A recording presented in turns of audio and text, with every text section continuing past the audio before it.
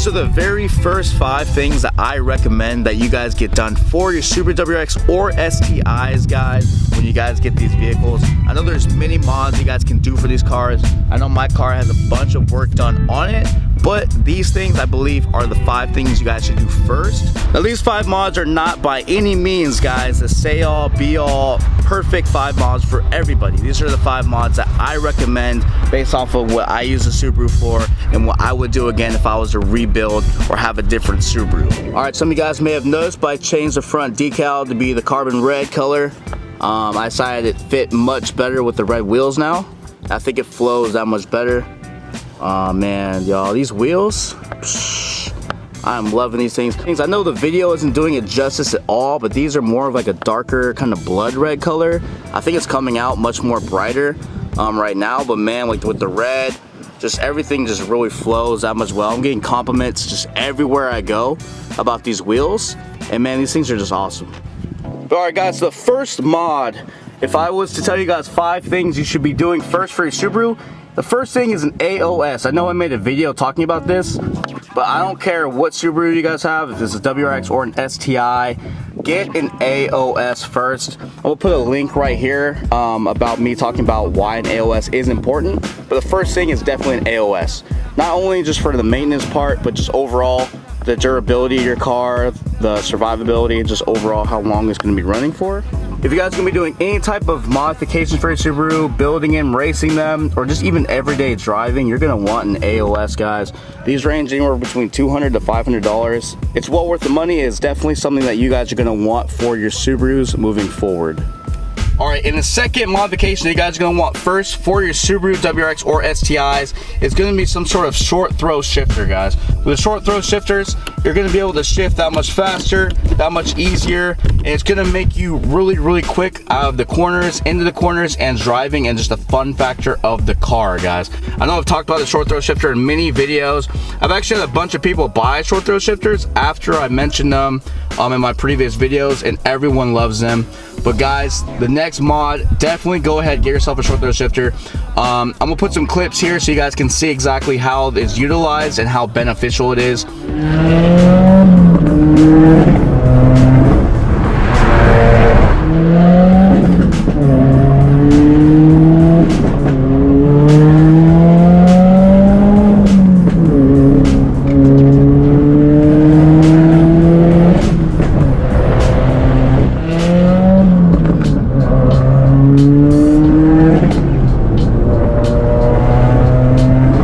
Sometimes, guys, it's not about having the faster car, but it's about being faster and being quicker in and out of your shifts, in and out of your corners, and in and out of your changing gears. With the short throw shifter, you're essentially reducing the time it takes for you to shift each gear. So if you're doing a lot of auto crossing or racing, those split seconds are going to add up on a course. The second thing, guys, get a short throw shifter for your Subaru WRX or STIs. Alright guys, so the third thing that I recommend for your Subaru WRX or STIs is getting cooling, guys. Cooling is the most important thing. I recommend a radiator and an intercooler.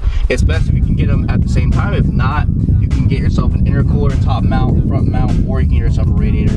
I live in California, so having this radiator makes it so much better, guys. My coolant temperatures are super low. Even while I'm on the track day, the highest coolant temperature I had was 202 degrees.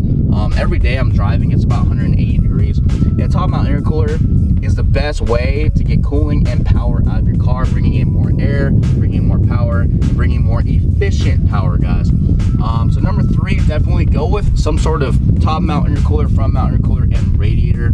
I know a lot of people only get the top mounts or front mounts, but a radiator, guys, I'm telling you, if you're in hot climates, you're going to want to get one of these, guys. The cooler you guys can keep the coolant, the better it's going to be as far as efficiently running power, efficiently having the boost come in, and more importantly, guys, the duration and the longevity of your cars and not beating on the cars and having it overheat too much.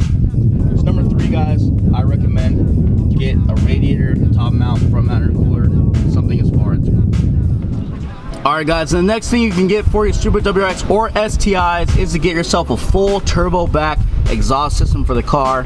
If you guys have a Subaru, you already know you guys love the sound, but more importantly, guys, it's very restrictive from factory as far as the catback, as far as the downpipe or J-pipe, and overall all the pipes that go into these cars. Now guys, a turbo back exhaust system and a catback exhaust system are not the same thing. A catback exhaust system is strictly just the exhaust back from the car. A turbo back is everything from the back of the turbo all the way to the exhaust. So a turbo back is going to have much better power gains from a much less restrictive J-pipe, downpipe, mid-pipe. You might have headers, etc., etc. A catback is just your exhaust. So a catback is sound, turbo back is power. The last thing you guys should be doing for your Subaru WRX or STIs is getting a full suspension kit done. This is getting your sway bars, your end links, your coilovers, your bushings, and anything along the lines that's going to increase your suspension for the cars, guys. I know from factory suspension is very good for the STI, and the WRX is not the best, but in my opinion, I really like the suspension parts when it comes to getting all these things done for your cars. On my Subaru, guys, I have a full set of GR Rally Spec coilovers. I have white line control arms. I have Eibach front and rear sway bars. I also have white line end links and a bunch of other stuff and suspension parts for my car, guys. I can definitely tell you guys from experience, from my canyon days, from my rally days, from my track days, and all the times that I've been pushing my car on the road, the suspension is very key in building your Subarus and really getting the full enjoyment of your car. Making sure you're planted, making sure the car is able to take speeds at a higher rate and able to maintain your speeds and be more firm and have much more control. It's definitely going to help you guys when you do any style driving that Subaru owners definitely have. Overall, guys, suspension is very key and it's very big. Not just getting springs, not just getting one element. Doing a full suspension setup is going to make you guys maximize that much more when you guys drive these cars. So definitely, guys, the last thing that I can recommend you guys doing for your Subaru is to do a full suspension kit for your car to really maximize your driving.